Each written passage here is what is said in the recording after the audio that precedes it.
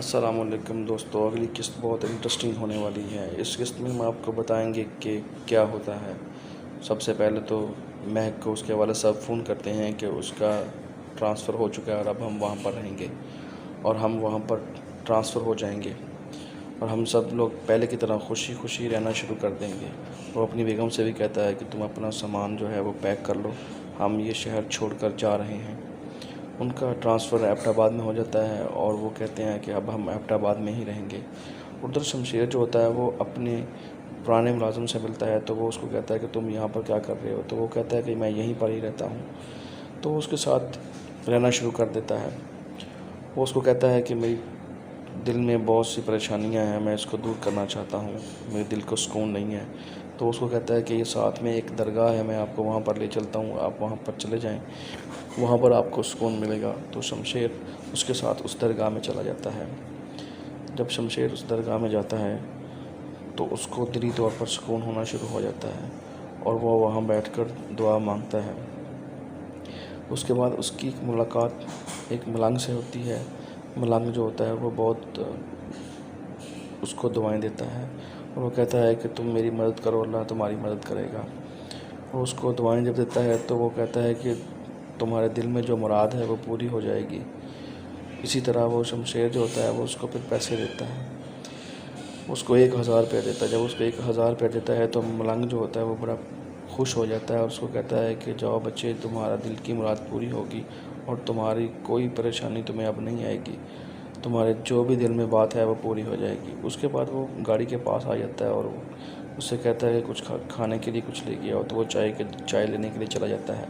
वहाँ पर उसकी नज़र महक पर पड़ती है और वो कहता है कि ये महक है। तो उसका बंदा कहता है कि नहीं, ये महक नहीं, ये कोई और लड़की लगती है।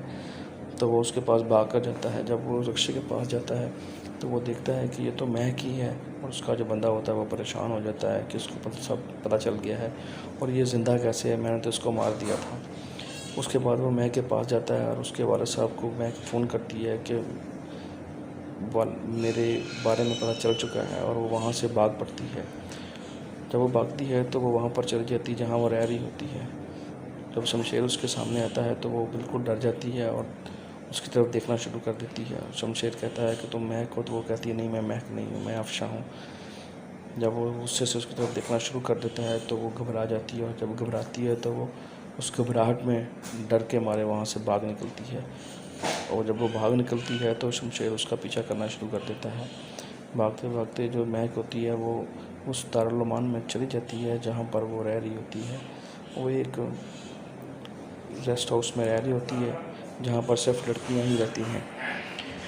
जब वो वहाँ पर चली जाती है, महक अपने कमरे में जाती है और जाकर अंदर से कुंडी लगा लेती है और शमशेर वहाँ पर पहुँच जाता है और वो कहता है कि यहाँ पर एक लड़की अंदर एंटर हुई है।